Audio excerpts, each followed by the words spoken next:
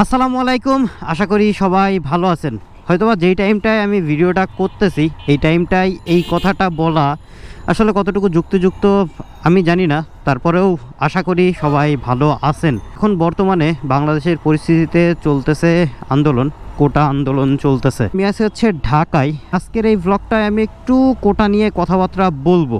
এতে মানে যাই হোক সেটা আমার কোনো কিছু যায় আসে না, তবে আমি সাধারণ মানুষ হিসেবে আমার যতটুকু বলা উচিত আমি ততটুকু বলার চেষ্টা করব বা আপনাদের জানানোর চেষ্টা করব।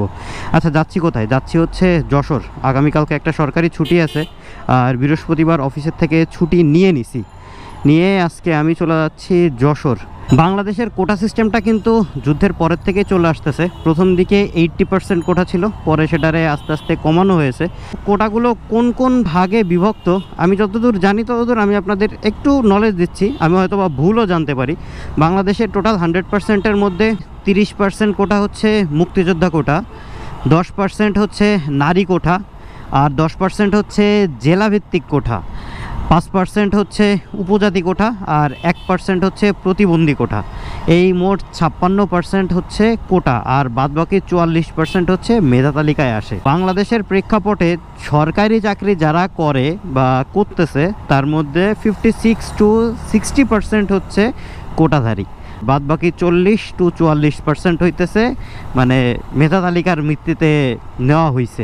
এই জিনিসটা আসলে কতটুকু যুক্তিযুক্ত, আপনাদের কি মতামত অবশ্যই জানাবেন যে এই কোটাটা দরকার কি দরকার নাই। তবে আমার কাছে যদি প্রশ্ন করেন যে ভাই আপনার মতে কি, আমার মতে হলো কোটা একদম তুলে দেওয়া পসিবল না কখনোই। আপনি পারবেন না কখনো কোটা তুলে দিতে।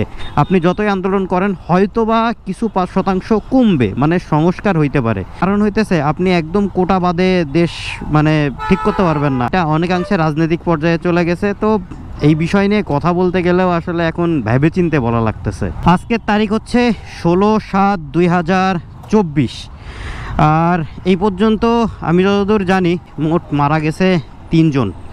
ঢাকায় 1 জন আর চট্টগ্রামে হচ্ছে 2 জন।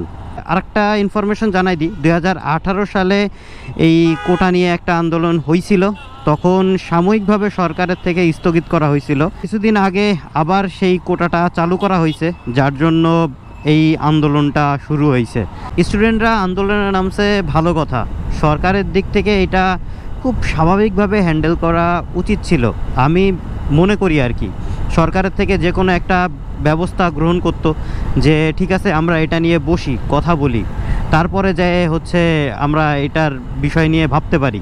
কিন্তু এইভাবে মানে গুন্ডা পান্ডা দিয়ে, যে আমি ঢাকায় ছিলাম, আমি যতদূর জানি ঢাকা ইউনিভার্সিটির কি যে একটা অবস্থা, তা আসলে মানুষ কতটা ভয় পাইলে মানুষ রাতটা জেগে থাকে, যে হয়তোবা আমি ঘুমাইলে এই ঘুমটাই হবে আমার শেষ ঘুম। তাইলে মানুষগুলা কতটা ভয়ে আছে। পুলিশ দিয়ে তো চলতেছেই, এরপরে মানে একটা দল আছে যেই দলগুলা আসলে মানুষগুলারে এমন একটা অবস্থা করছে যে তারা যে স্বাধীন না পরাধীন এইটাই আসলে বোঝা হয়ে গেছে কষ্ট আপাত দৃষ্টিতে। সরকারি চাকরির ক্ষেত্রে আশা করি যে এই কোটা সিস্টেমটার অবশ্যই সংস্কার করা উচিত বা করা দরকার। মেধা তালিকায় অবশ্যই একটু বেশি পার্সেন্ট দিয়ে মানুষগুলো নেওয়া উচিত। আর এইটা মেধা তালিকার সাথেও যে চলে এইটাও ঠিক ওই রকম না। আমি একটু ক্ল্যারিটি দিই, আমি যতদূর জানি আর কি। এই কোটাটা কখন ব্যবহার করা হয়? কোটাটা ব্যবহার করা হয় তখনই, ধরেন আপনি মানে লিখিত এক্সাম দিলেন, ভাইবা এক্সাম দিলেন, সব কিছু আপনার কমপ্লিট হয়ে গেল, এরপরে যে যখন সিলেকশন হয় তখন এই কোটাটা আপনার অ্যাপ্লাই হয়। তো মেধা নাই এইটা বলা হচ্ছে ভুল এক প্রকার, কারণ আপনি কখনোই পরীক্ষা না দিয়ে এই পর্যন্ত যাইতে পারবেন না। আপনাকে পরীক্ষা দেওয়া লাগবে, এরপরে যায় এই কোটাটা অ্যাপ্লাই হবে যে এইটার এত পার্সেন্ট ওইটার এত পার্সেন্ট। তবে এইটা আসলে একটা বৈষম্য সৃষ্টি করে, এটাও সত্যি কথা। কারণ আপনি আর আমি একই মেধাবী, আপনিও যেই রকম পাশ করে আসছেন আমিও সেই রকম পাশ করে আসছি, অ্যান্ড একটা দৌড়ের শেষে যায় একসাথেই আমরা মানে দৌড়টা শেষ করছি, বাট আপনাকে উইন করে দেওয়া হয়েছে কারণ আপনার কোটা আছে। এই জিনিসটা আসলে খুবই খারাপ বা এটারে বলে যে বৈষম্যবাদ, এটা অবশ্যই সত্যি কথা যে কোটার মাধ্যমে একটা বৈষম্য তো সৃষ্টি হইতেছেই। আমি যেহেতু এই আন্দোলনের ভিতরে ঢুকতে পারি নাই, যার কারণে এই আন্দোলন নিয়ে আমার বেশি তেমন কিছু বলার আসলেই নাই। তবে সত্যি কথা যদি বলেন, আমি এই আন্দোলনটাকে ভাই সাপোর্ট করতেছি, কারণ বৈষম্য না থাকাটা অবশ্যই ভালো। তবে অন্য উপায়ে এই আন্দোলনটা হয়তো বা করা গেলেও যাইতে পারতো। যাই হোক, এইসব বিষয় নিয়ে আমি বিশেষ একটা বলতেছি না, কারণ হচ্ছে আমার একদম মানে অনেক আগের থেকেই হচ্ছে সরকারি চাকরির উপরে অনীহা। আমি একদম যেই দিন থেকে বুঝতে পারছি যে সরকারি চাকরি করতে গেলে আসলে ঘুষ দেওয়া লাগবে, আর এই ঘুষের টাকা তোলার জন্য আমাকে অন্য জায়গার থেকে আবার ঘুষ খাইতে হবে, সেই দিনের পরের থেকে আমি সরকারি চাকরির উপরে মানে একদম অনীহা।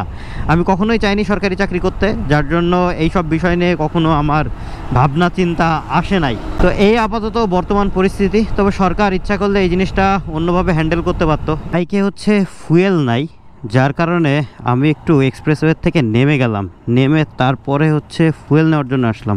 ঢাকায় যখন ট্রাস্টার থেকে আপনার ফুয়েল নেওয়ার জন্য গেছিলাম, ওইখানে হয়তো বা ভিআইপির একটা মানে আনাগোনা ছিল, যার কারণে আমি ট্রাস্টার থেকে ফুয়েল সকালে নিতে পারি নাই। আর আমি যে যাব এটাও আমি শিওর ছিলাম না, যার কারণে আর কি ফুয়েল আমি নিই নাই। কারণে আমাকে হচ্ছে এক্সপ্রেসওয়ে থেকে নেমে আসতে হইলো। নেমে এই জায়গাটার নাম কি ভাই? রাজেন্দ্রপুর। এই জায়গায় এসে তারপরে আমি ফুয়েল নিতেছি। তো মোট হচ্ছে 1299 টাকা, মানে 1300 টাকার ফুয়েল নিলাম। 9.92 লিটারে হচ্ছে ট্যাঙ্কি মোটামুটি ভরে গেছে। এখান থেকে আর নিতেছি না, আর আমি যশোরে যেয়েই নিব। কারণ আছে, আমি জানি না এই জায়গার ফুয়েলের কি অবস্থা, তবে আসলে নিয়ে নিলাম। আপনারা যারা এর আশেপাশে আছেন, এই ফুয়েল পাম্পটার মানে ফুয়েল কেমন অবশ্যই জানাবেন, আর আমিও হয়তো বা ব্যবহার করার পরে জানাইতে পারবো। ফুয়েল নেওয়া শেষ, আর আমি এখন এক্সপ্রেসওয়েতে ওঠার চেষ্টায় আছি। এখন কথা হইতেছে যেটা বলতেছিলাম, কোটা আন্দোলনে যে 3 জন মারা গেছে, আমি জানি না এখনও আরও কতজন মারা যাবে। কারণ এরকম একটা জিনিস শুরু হইলে মৃত্যুর মিছিল আসলে থামতে চায় না। তবে আমি আশা করি যেন আর কেউ না মারা যাক, আর যারা মারা গেছে তাদের মানে রক্ত যেন বৃথা না যায়। অবশ্যই এর একটা সংস্কার করা উচিত, তা না হইলে এটা সিস্টেমটা উঠাই দেওয়া উচিত। মানে যেটা আর কি করে করুক, তবে অন্তত আর যেন এই মৃত্যু না দেখতে হয়। এখন অনেকেই বলতে পারেন, তাইলে ভাই আপনি কি করতেছেন? আসলে আমি এত বড় একটা হতভাগা, তা আসলে বলে প্রকাশ করা যাবে না। আমি হয়তোবা আপনাদের সমর্থন দেওয়া ছাড়া আর হয়তোবা কিছুই করতে পারবো না আপনাদের জন্য। এটা এক প্রকার বলতে পারেন যে আমার হাত পা বাঁধা। যদি আসলে এই হাত পা বাঁধা না থাকতো, তাহলে অবশ্যই আমি এর সাথে যোগদান করতাম। এই তো গেল একটা দিক, আর একটা দিক চলতেছে প্রশ্ন ফাঁস, এরপরে টাকা পয়সা লুটপাট। এইগুলা মানে হরহামেশাই চলে, এগুলা দেখতে দেখতে না আসলে চোখে শুয়ে গেছে। প্রশ্ন ফাঁস তো এটা স্বাভাবিক একটা বিষয় হয়ে গেছে, তবে বিসিএসের প্রশ্ন ফাঁস এইটা মানে এই প্রথম আমি শুনলাম। এখন কথা হইলো, বিসিএস এর প্রশ্ন যারা ফাঁস করছে তাদের বলা হয়েছে যে নামের তালিকা করে দিতে, যে কাদের কাদের প্রশ্ন সাপ্লাই করছে। তো আমি জানি না যে কারা এখন ভয়ে আছে আর কারা এখন মানে নির্ভয়ে আছে। তো এখন বাংলাদেশের যে পরিস্থিতি, তা মানে একদম ওই যে বলে না জগা খিচুড়ি পাকানো, এরকম একটা অবস্থা হয়েছে বাংলাদেশের পরিস্থিতি। একদম মনের থেকে একটা সত্যি কথা বলি আজকে, মাঝে মাঝে আসলে বাংলাদেশে থাকতে মন চায় না, যে এই দেশে আসলে থাকার উপযুক্ত না, বা আমাদের হয়তো বা এই দেশ কদর করতে পারবে না বা চিনবে না। এটাই হচ্ছে আমার মনের আসলে কথা, যে যদি এই দেশে না থাকতে পারতাম তাইলে মনে হয় আমার ভালো হইতো, যে এই দেশ বাদে যদি অন্য কোনো জায়গায় চলে যাওয়া যাইতো। আসসালামু আলাইকুম ভাইয়া।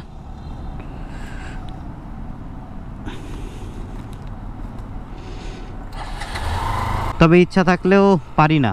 এর কারণ হইলো আমার বাবা নাই, পুরা পরিবারের দায়িত্ব পড়ে হচ্ছে আমার উপরে, যার কারণে আসলে কোনো কিছুই নিজ স্বাধীনভাবে করতে পারি না। এই জিনিসটা করতে পারি না 2017-18 পরের থেকে আমার এই ধরনের কার্যক্রম বন্ধ হয়ে গেছে। মানে নিজের মনের ইচ্ছা মতো যে কিছু একটা করা, এইটা আসলে এইভাবে হয় না। ফ্যামিলির কথা মাথায় রেখে চিন্তা করেই আমার সব ডিসিশন নিতে হয়, যার কারণে ওই যে বললাম যে আমার হাত পা আসলেই বাঁধা। তবে বাংলাদেশ যেইভাবে যেদিকে যাচ্ছে, আমি জানি না আর 5 বছর পরে বাংলাদেশের অবস্থা কি হবে।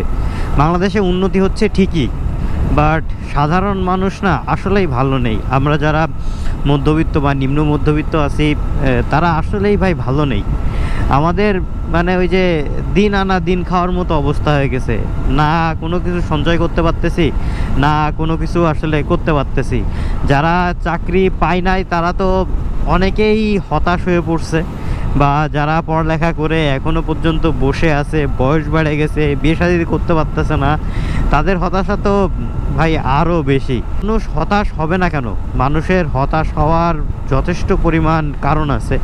এরকম একটা অবস্থা বা এরকম একটা পরিবেশ পরিস্থিতির সৃষ্টি হয়েছে, যাতে আসলে আমরা যারা 28-29 বছর বয়সে আছি তারা না এদিকে যাইতে পারতেছি, না ওইদিকে যাইতে পারতেছি। যারা হতাশ আছেন বা হতাশ হইতেছেন তাদের উদ্দেশ্যেও 2-4টা কথা আমি আমার জীবনের আলোকে বলে যাই।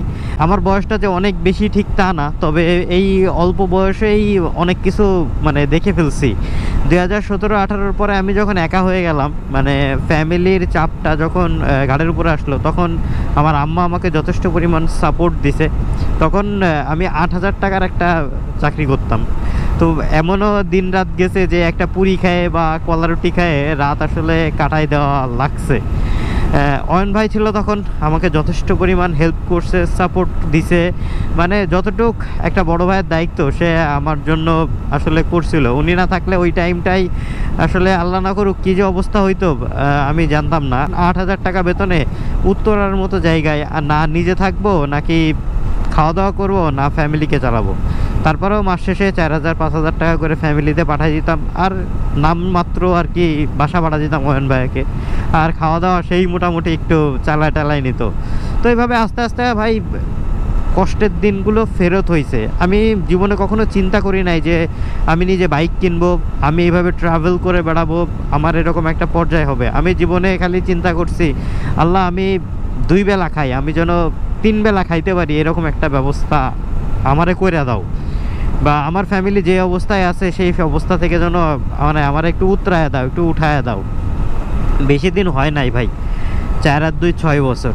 6 বছরের মধ্যে অনেকখানি দিছে আল্লাহ। আমি যতদূর চাইনি তার থেকে ভাই মানে 2 হাত ভরে সে আমারে দিছে। হতাশ হওয়ার কোনো কিছু নাই।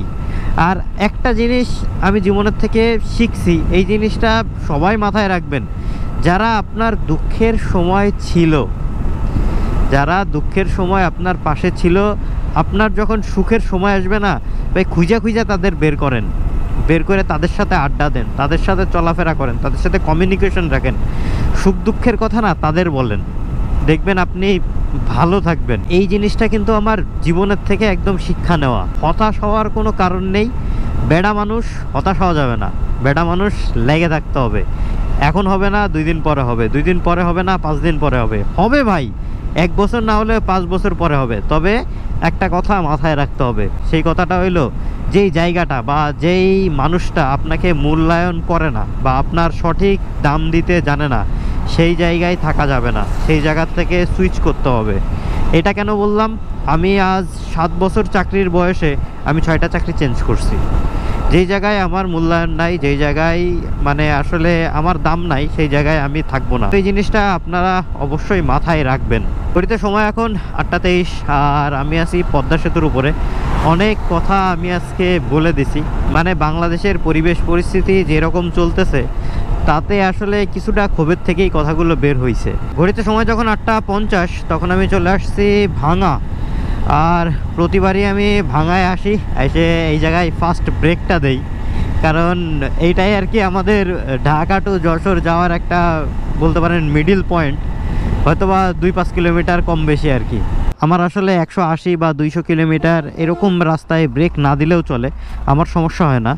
বাট আপনার বাইকটা তো একটু মনে করেন রেস্ট দেওয়া দরকার, যার কারণেই হচ্ছে ব্রেকটা দেওয়া। তবে বেশি সময় দাঁড়াবো না, ব্রেক শেষ করে তাড়াতাড়ি বের হয়ে যাব। ফার্স্ট ব্রেক শেষ আর ভাঙা থেকে বের হয়ে যাচ্ছি। বিসমিল্লাহির রহমানির রহিম। ঘড়িতে সময় হচ্ছে 9টা 6, আর বিশেষ একটা ব্রেক দিতেছি না, কারণ হচ্ছে আমার টার্গেট 11টার মধ্যেই যশোরে পৌঁছায় যাওয়া। ঘড়িতে সময় যখন 9টা 50, তখন চলে আসছি কালনা সেতু বা মধুমতি সেতু, যেটাই বলেন।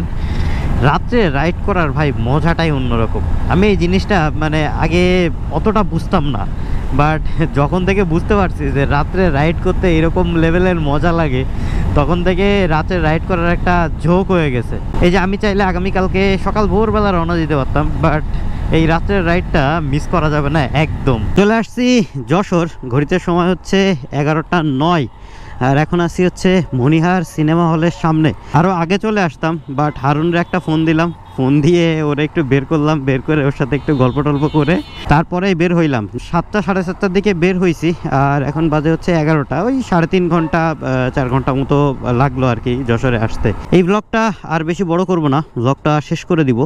শেষ করার আগে দুই একটা কথা, বাংলাদেশের প্রেক্ষাপট কোন দিকে যাচ্ছে আসলে বোঝার কোনো উপায় নাই। কি যে হবে আগামী বছরগুলোতে এটা হয়তোবা আসলেই জানতে পারা যাবে।